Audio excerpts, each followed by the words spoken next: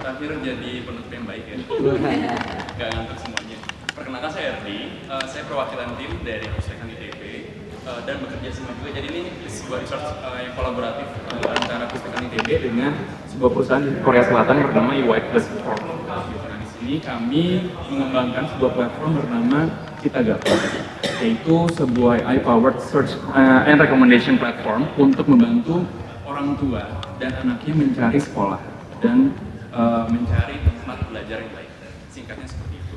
Nah, awalnya ini memang problemnya berawal dari, saya mungkin cukup yakin di sini saya senang ya karena ini kumpulan orang-orang yang peduli dengan edukasi. Saya yakin itu yang pertama. Kedua, mostly sudah menjadi orang tua. Jadi mungkin permasalahannya relate.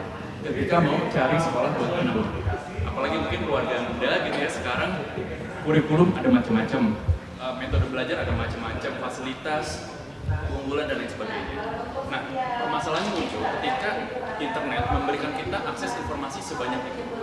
Justru overflow information ini yang menjadi ujung kebingungan ketika kita mau membandingkan mana yang bisa dipercaya, mana yang betul, mana yang harus kita cari, karena sekarang itu orang harus mencari mungkin puluhan website, dia harus compare satu-satu dari harga, fasilitas, dan seterusnya. Itu yang membuat kesulitan. Nah, dari situ kami coba kembangkan sebuah platform bernama Kitagape. Kitagape gitu, we reach gitu ya.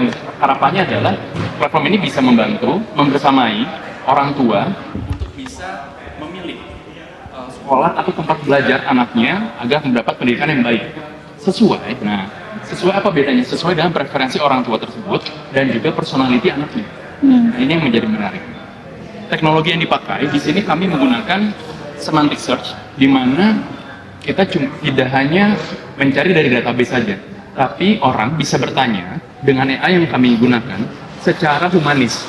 Jadi dia cukup nanya kayak ke chatbot yang kami kembangkan dengan bahasa Indonesia yang sudah kami fine tune gitu. Jadi ada LLM di mana kita melatih chatbot kita supaya mengerti bahasa orang umum atau bahasa manusia.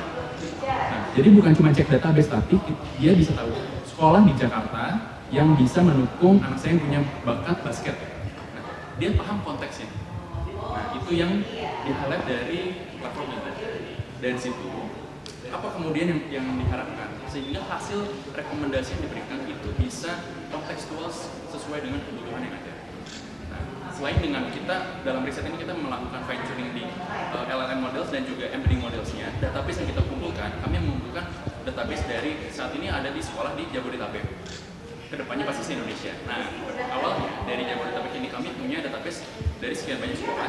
Nah, itu kami sudah bisa dicoba di Kitagape.ai sambil dicoba aja. Nah, hasil pencariannya bisa sesuai dengan konteks yang dibutuhkan. Terus apa next-nya? Next-nya sebenarnya harapannya dengan kita membuat platform ini, satu dampaknya apa?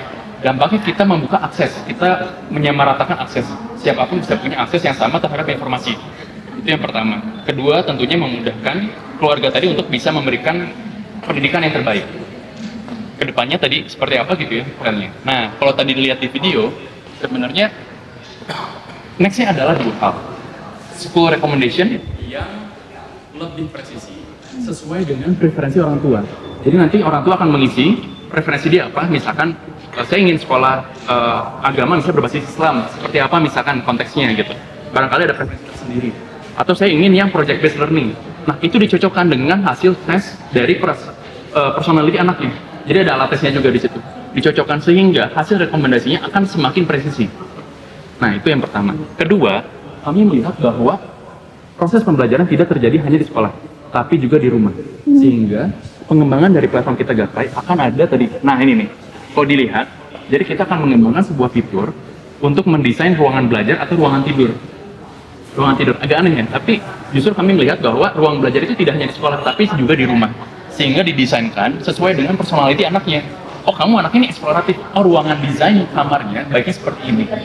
Gitu. Jadi nanti akan ada pengembangan ke virtual reality juga tadi seperti yang tadi disampaikan juga ya.